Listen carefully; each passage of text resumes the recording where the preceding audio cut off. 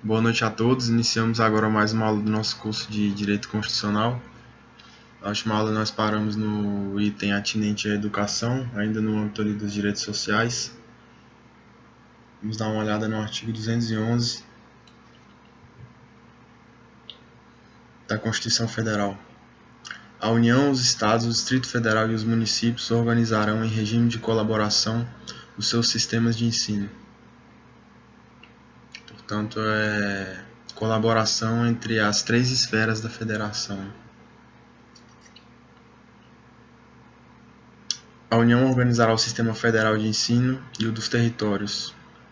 Financiará as instituições de ensino públicas federais e exercerá, em matéria educacional, função redistributiva e supletiva, de forma a garantir a equalização de oportunidades educacionais e o padrão mínimo de qualidade do ensino, mediante assistência técnica e financeira aos Estados, Distrito Federal e aos municípios.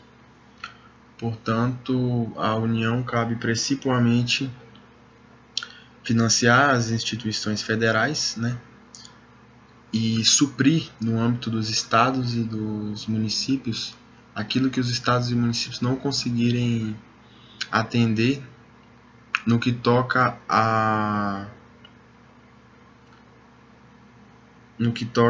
atribuição ou à constituição de um sistema educacional com um padrão mínimo de qualidade, Então, quer dizer, se os estados e municípios forem carentes no que toca a recursos atinentes, a recursos a serem empregados na esfera da educação, a União vai agir de forma supletiva e, portanto, de forma redistributiva, quer dizer, vai auxiliar aqueles que estão mais fracos, de modo a que haja um certo equilíbrio entre as unidades federativas.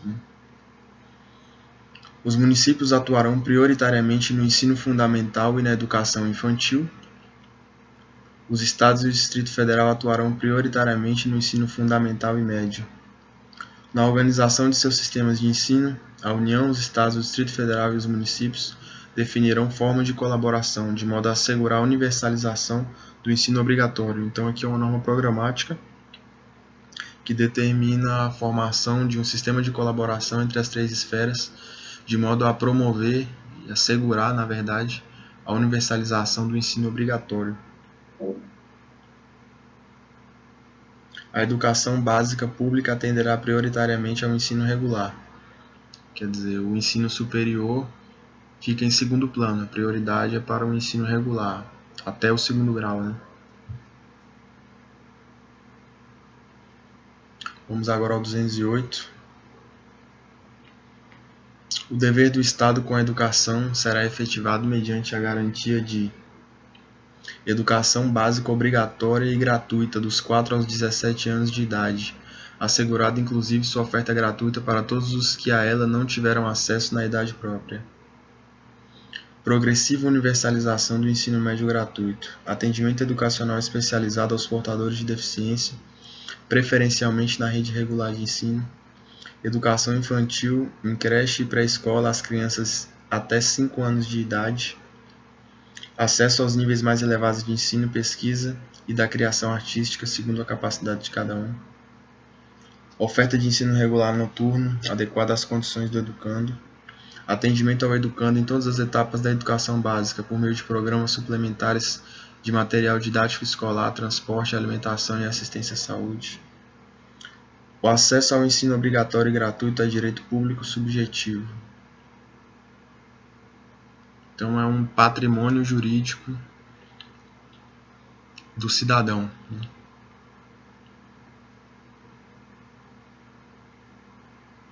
Oponível ao Estado. Então, o caráter de direito subjetivo e o caráter público. O não oferecimento do ensino obrigatório pelo poder público ou sua oferta irregular importa a responsabilidade da autoridade competente. Compete ao poder público recensear os educandos do ensino fundamental, fazer-lhes a chamada e zelar, junto aos pais ou responsáveis, pela frequência à escola.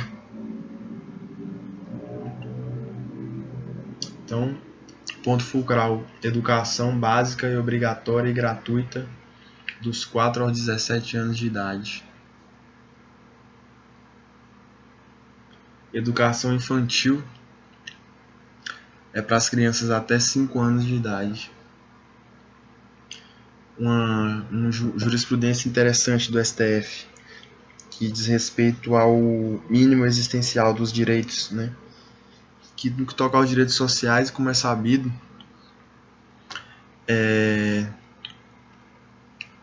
paira sempre ali a reserva do financeiramente possível como um obstáculo à efetivação desses direitos sociais, né? Quer dizer, a impossibilidade fática, a impossibilidade financeira do Estado de prover, né, todos os direitos enunciados ali na Constituição que demandam uma atuação positiva do Estado. Em face disso, o STF tem decidido que é necessário resguardar o chamado mínimo existencial desses direitos enunciados na Constituição, sob pena de negação do próprio direito, né? E no que toca à educação, direito à educação, o STF entendeu que esse mínimo existencial compreende o direito à creche. Então, se não houver creche no município, não houver creche suficiente para atender as crianças no município, esse é um direito que é exigível judicialmente por ser o mínimo existencial no que toca à educação, quer dizer, um direito que pode-se invocar diretamente a Constituição Federal como fundamento jurídico do pleito de obtenção de vaga em creche. Agora, dentro do dinamismo, né, que eu pontuei na aula anterior, quer dizer, nós vamos abordar de forma tão sistemática quanto está aqui no livro, mas vamos nos ater, sobretudo, aos pontos mais importantes, principalmente no que diz respeito ao que é cobrado em provas de concurso público. Passando a um tema completamente distinto agora, uso capião especial, artigo 183 do Código da Constituição Federal. Os requisitos são área urbana de até 250 metros quadrados, utilizada para moradia e ocupação por 5 anos sem oposição. Vamos ler o caput. Aquele que possuir como sua área urbana de até 250 metros quadrados por 5 anos ininterruptamente e sem oposição, utilizando-a para sua moradia ou de sua família, adquirir-lhe-á o domínio, desde que não seja proprietário de outro imóvel urbano ou rural. Área urbana de até 250 metros por 5 anos, sem oposição ininterruptamente, utilizado para a própria moradia ou de sua família, vai adquirir o domínio desde que não seja proprietário de outro imóvel urbano ou rural. O título de domínio e a concessão de uso serão conferidos ao homem ou à mulher ou a ambos, independente do estado civil, casado, solteiro, tanto faz. O direito não será reconhecido ao mesmo possuidor mais de uma vez. Os imóveis públicos não serão adquiridos por uso capião. 191 fala da uso capião rural. Aquele que, não sendo proprietário de imóvel rural, vamos lá, os requisitos são área rural de até 50 hectares, tem de haver moradia e tem de haver produção e tem de haver o requisito temporal, 5 anos sem oposição. Aquele que, não sendo proprietário de imóvel rural ou urbano, possua como seu, por 5 anos ininterruptos, sem oposição, área de terra em zona rural não superior a 50 hectares, tornando-a produtiva por seu trabalho ou de sua família, tendo nela sua moradia, adquirir-lhe a propriedade. Então, não é proprietário de imóvel rural ou urbano, ocupou por 5 anos zona de terra rural, utilizando-a para sua moradia e tornando a terra produtiva, vai adquirir a propriedade. Direito à saúde, 196. Isso aqui a evidência são desdobramentos do direito à moradia, né?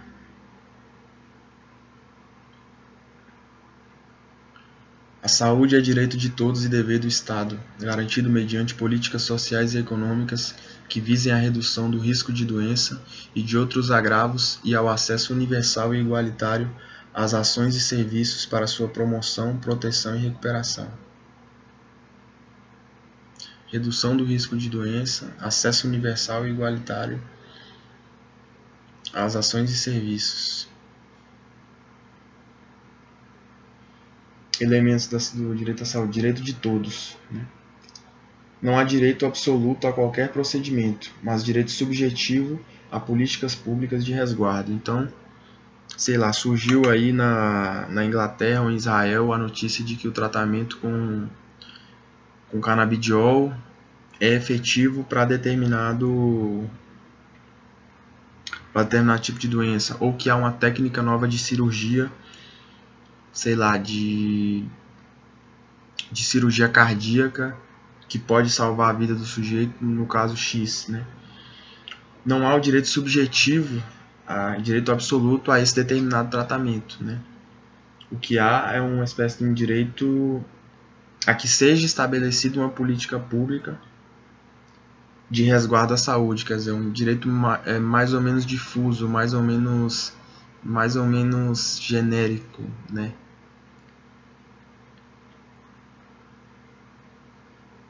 É um dever do Estado, né? E é uma atribuição comum às três esferas, né? União, Estados e Municípios, segundo o artigo 23(2) da Constituição Federal.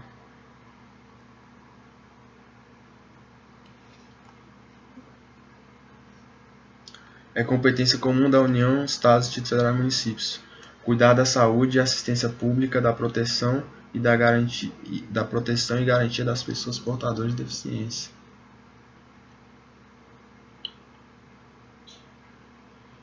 Garantido mediante políticas sociais e econômicas. Quer dizer, escolhas alocativas, né? O Estado tem um determinado tipo de orçamento e a Constituição prevê que parte desse orçamento deve necessariamente ser destinado à saúde, né?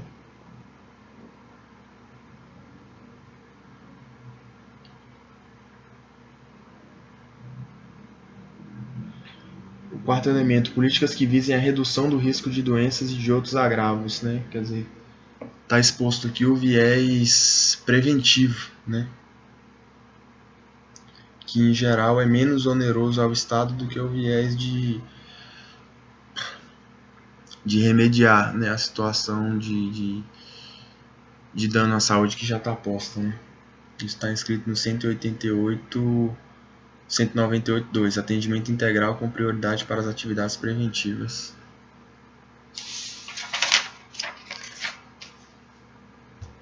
Quinto elemento, políticas que visem ao acesso universal e igualitário. Isso está inscrito também na legislação infraconstitucional, na lei do SUS, que é a lei 8080 de 90. Aqui no artigo 7º, inciso 4. As ações de serviço público de saúde e os serviços privados, contratados ou conveniados que integram o SUS, são desenvolvidos de acordo com as diretrizes previstas no 198 da Constituição Federal, obedecendo ainda os seguintes princípios. Inciso 4. Igualdade da assistência à saúde, sem preconceitos ou privilégios de qualquer espécie. Sexto elemento, ações e serviços para a promoção, proteção e recuperação da saúde. Aí já é a questão, o principal problema aí é de execução e não de legislação. A legislação do SUS está prevendo aí, quer dizer, idealmente, né, uma situação, quer dizer, normativamente a situação está ok, o problema é de execução, de implementação do direito positivo no campo dos fatos, né.